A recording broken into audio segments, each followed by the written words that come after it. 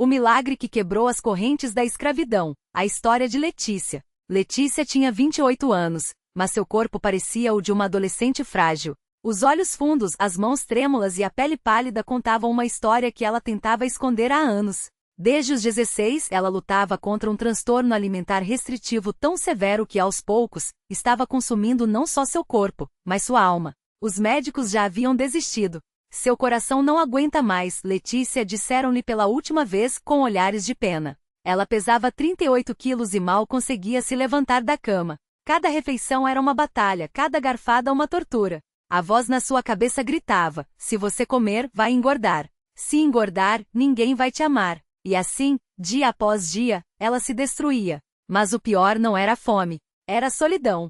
A família, desesperada, já não sabia o que fazer. Os amigos tinham se afastado, cansados de verem suas tentativas de ajuda serem rejeitadas.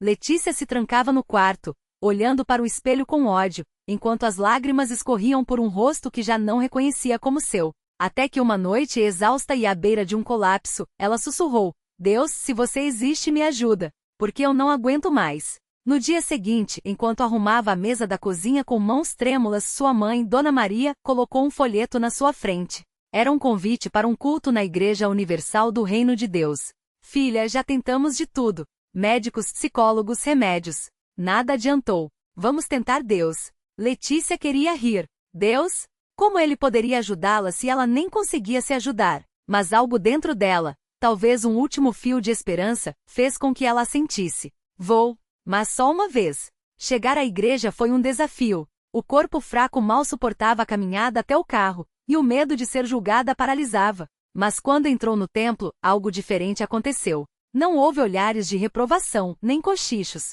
Houve música alta, pessoas orando com fervor, e um pastor no altar falando sobre libertação. Hoje é o dia em que Deus vai quebrar as correntes que te aprisionam. Ele declarou com uma voz que parecia ecoar dentro da alma de Letícia. Ela sentiu um arrepio. Uma irmã de fé se aproximou sorrindo. Primeira vez aqui, minha filha? Venha, senta aqui na frente. Deus tem uma palavra para você. Letícia obedeceu mecânica, mas quando o pastor começou a orar pela congregação, algo dentro dela estourou. Lágrimas quentes desceram sem controle. Esse é o lugar, pensou. Aqui alguém entende. O pastor chamava-se Bispo Rodrigues, um homem de estatura média, mas com uma presença que enchia o salão. Quando seus olhos se fixaram em Letícia, ela sentiu como se ele estivesse olhando diretamente para sua dor. Tem alguém aqui que está sendo consumido por uma prisão invisível. O inimigo tem te convencido de que você não merece viver, que seu valor está no seu corpo, na sua aparência. Mas Deus diz: você é minha filha, e eu te amo do jeito que você é. Letícia tremia. Era como se ele estivesse descrevendo sua vida. Quando o bispo pediu que quem precisasse de libertação se levantasse, ela hesitou. Mas então, uma força que não era sua fez se erguer. Eu preciso de ajuda, ela murmurou, e sua voz quebrou. O bispo a chamou ao altar. Qual é o seu nome, filha? Letícia. Letícia, hoje você vai sair daqui livre. O diabo tem te enganado, mas a palavra de Deus é mais forte. Ele ungiu sua testa com óleo e começou a orar com uma autoridade que ela nunca tinha visto. Saia, espírito de autodestruição. Em nome de Jesus, eu quebro essa maldição. Você não é escrava, você é filha de Deus. Letícia sentiu algo estranho. Era como se mãos invisíveis a estivessem puxando para cima, enquanto outras a empurravam para baixo. Ela começou a chorar desesperadamente, gritando: eu não aguento mais, Jesus. Me tira dessa. O bispo continuou orando mais forte e, de repente, ela sentiu um alívio tão grande que suas pernas fraquejaram.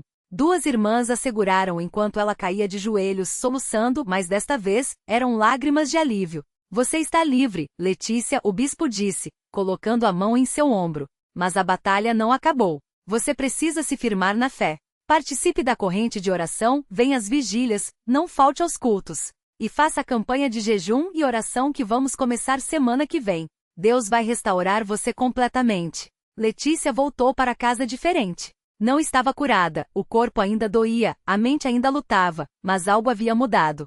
Ela começou a frequentar a igreja todos os dias. Participava da corrente de oração pela manhã, onde irmãos e irmãs intercediam uns pelos outros com uma fé contagiantes. À noite ficava para a fogueira santa, onde o Espírito Santo se manifestava de forma poderosa, e ela sentia as correntes se soltando aos poucos. O bispo a orientou a fazer uma campanha de fé.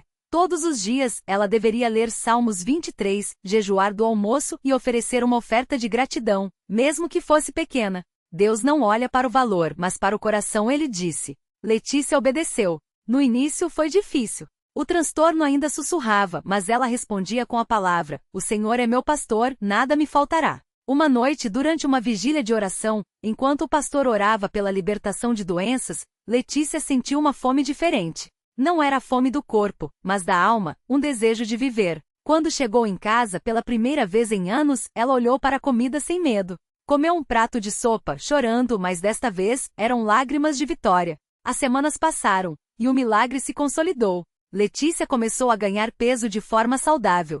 Os médicos, surpresos, não encontravam explicação. Seu coração está se recuperando de forma inexplicável, disseram. Ela sorria. É Deus. Um domingo, ela subiu ao altar para dar seu testemunho. Com voz firme, contou como havia sido escrava de um transtorno que quase a matou, mas como, através da fé, da oração e da obediência aos ensinos da Igreja Universal, Deus a havia libertado. Eu aprendi que a verdadeira libertação não vem de nós mesmos, mas de Deus. E que quando nós nos rendemos a Ele, milagres acontecem. O bispo a abraçou no final. Isso é o poder da fé, minha filha. Você não só foi curada, como agora é uma testemunha viva do que Deus pode fazer. A lição de Letícia. Hoje, Letícia é uma das irmãs mais ativas da igreja. Ajuda na corrente de oração, participa das campanhas e sempre está disposta a estender a mão para quem precisa. Ela aprendeu que, a fé sem obras é morta, não adianta só pedir. É preciso agir. Participar dos cultos, fazer as campanhas, dar o dízimo e as ofertas são atos de fé que abrem as portas do céu. 2. Deus usa a igreja, não foi sozinha que ela venceu. Foi através dos pastores ungidos, dos irmãos que oraram por ela, do ambiente de fé que a sustentou. 3. A libertação é um processo. O milagre começou no altar, mas se consolidou na obediência diária. Cada culto, cada oração, cada oferta foi um passo para a vitória total. 4. Deus restaura o que o inimigo roubou. Hoje, Letícia não só come sem culpa, como ajuda outras pessoas com transtornos alimentares, mostrando que com Deus, nada é impossível.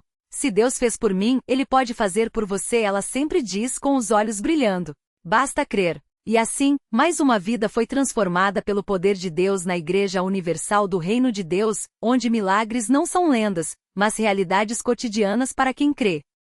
No mesmo templo onde Letícia recebeu sua libertação, uma jovem chamada Ana Clara chegava arrasada, com o coração pesado como chumbo.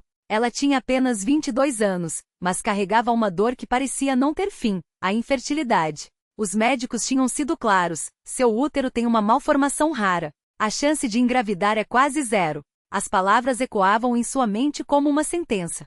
Cada mês que passava era uma facada. Cada teste negativo, uma confirmação de que seu sonho de ser mãe estava morrendo. Ela já tinha tentado de tudo. Tratamentos caríssimos, dietas, remédios que deixavam seu corpo fraco, até mesmo rituais que amigos bem-intencionados indicavam. Nada adiantava.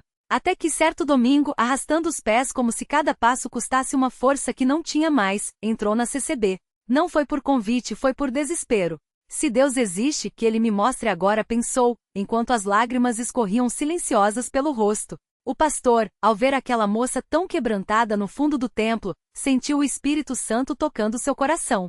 Sem nem saber, um dia, durante um culto de quarta-feira, a irmã que liderava o grupo de oração chamou Ana Clara à frente. Conta para todo mundo o que Deus fez por você, pediu com os olhos brilhando. Ana Clara, que antes tinha vergonha até de levantar a mão para pedir oração, agora falava com uma coragem que só vem de quem viu o sobrenatural. Eu era estéril. Os médicos disseram que nunca teria filhos. Mas Deus disse que sim. Enquanto ela falava, uma mulher no fundo do salão chorava baixinho.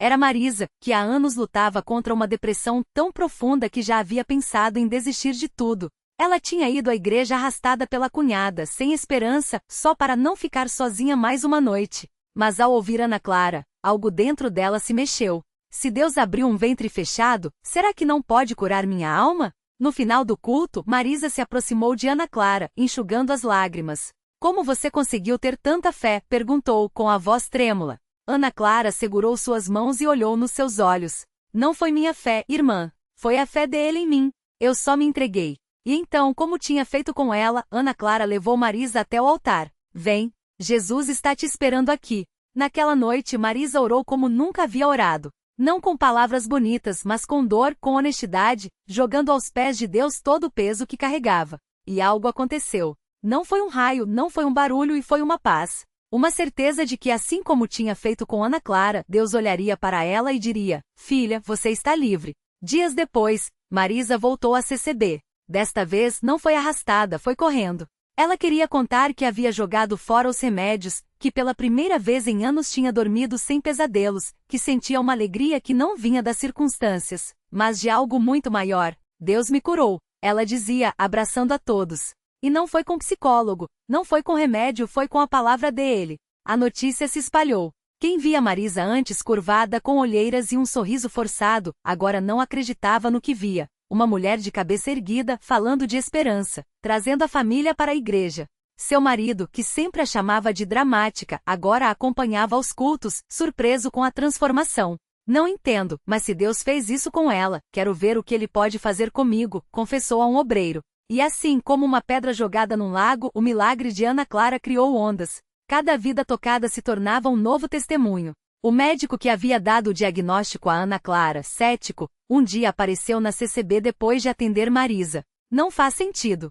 Ela estava em um estado grave. Como pode estar assim agora? Perguntou ao pastor. O pastor sorriu. Doutor, a medicina explica o que vê. Deus explica o que não vê. Hoje Mateus já está na escolinha da igreja. Marisa lidera um grupo de apoio a pessoas com depressão. E Ana Clara? Ela continua indo aos cultos, agora com um propósito ainda maior. Mostrar a quem ainda duvida que milagres não são coisas do passado. São para hoje. Para quem crê. Porque na CCB não se fala de Deus como uma teoria. Fala-se dele como um pai que ouve, que age, que transforma o choro em alegria e o deserto em manancial. E toda vez que as portas da igreja se abrem, é um convite. Venha. O seu milagre também tem endereço. Naquela mesma semana, enquanto Marisa organizava os materiais para o grupo de apoio, uma mulher chamada Luciana entrou na igreja com os olhos inchados de tanto chorar. Ela carregava nas mãos um exame médico amassado, como se o peso daquelas folhas fosse maior que o seu próprio corpo. Pastor, não sei mais o que fazer, confessou a voz trêmula. Meu filho, o Pedro, tem apenas 7 anos e os médicos disseram que não há mais esperança. O pastor a abraçou, sentindo o tremor daquele corpo frágil. Luciana, aqui não falamos em sem esperança. Falamos em Deus faz o impossível. Vamos orar? Ela assentiu, e ali mesmo, entre as cadeiras da sala de oração, joelhos se dobraram em súplica. Não eram palavras bonitas ou longos discursos, era o clamor de uma mãe que não queria se conformar com a derrota. Naquela noite, durante o culto, o pastor chamou a igreja para interceder por Pedro. Mãos se levantaram, vozes se uniram em um só coro. Senhor, toca neste menino. Luciana, que mal conseguia ficar de pé, sentiu algo estranho acontecer dentro dela. Não era alívio, não era resignação. Era uma certeza inexplicável de que Deus já tinha ouvido. 3 dias depois, Luciana voltou à igreja, mas desta vez não estava sozinha. No colo trazia Pedro sorridente com os olhos brilhando de uma maneira que os médicos não conseguiam explicar. Eles fizeram novos exames hoje, contou, as lágrimas agora de gratidão. Os tumores sumiram. Os médicos estão em choque. Dizem que é inexplicável. O pastor sorriu, como quem já tinha visto aquele filme antes. Para Deus, nada é inexplicável, Luciana. É só questão de tempo até o mundo ver o que ele já fez. Pedro hoje corre pelos corredores da escolinha da CCB, brincando com Mateus e outras crianças. Luciana, que antes mal conseguia sair de casa, agora ajuda Marisa no grupo de apoio, compartilhando sua história com outras mães que chegam desesperadas. Se Deus fez por mim, Ele faz por você também, repete, como um refrão de esperança. E assim, a cada testemunho, a fé naquela igreja crescia. Não porque as pessoas eram perfeitas, mas porque elas tinham visto, com seus próprios olhos, que Deus não é uma ideia distante. Ele é real. Ele age. E quando um coração sincero clama, Ele responde, às vezes com um milagre que muda não só uma vida, mas gerações inteiras. Porque na CCB, ninguém sai como entrou. Uns chegam com dor e saem com paz. Outros chegam com dúvidas e saem com certeza. E alguns, como Pedro, chegam à beira da morte e saem para contar que a vida, quando entregue nas mãos de Deus, pode renascer de maneiras que a ciência não consegue medir, mas que a alma jamais esquece. E as portas continuam abertas.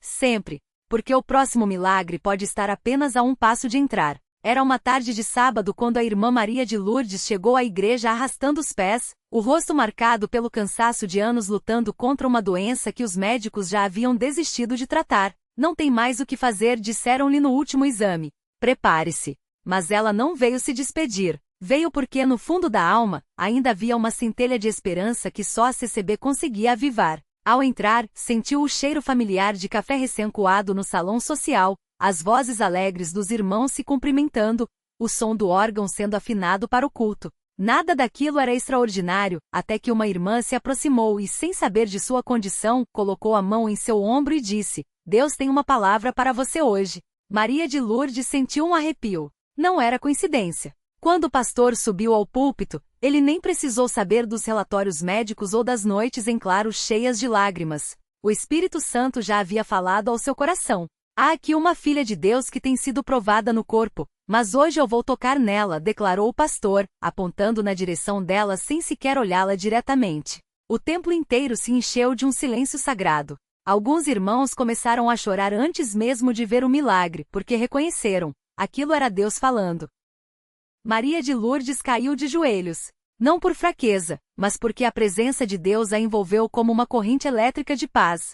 Ela sentiu algo quente percorrer sua coluna, como se mãos invisíveis estivessem consertando cada fibra doente de seu corpo. Quando se levantou, não havia mais dor. Não havia mais o peso da doença. Havia só gratidão e uma certeza inabalável: ela estava curada. Os médicos, semanas depois, não tinham explicação. Os exames mostravam remissão total. Isso não tem lógica, disseram.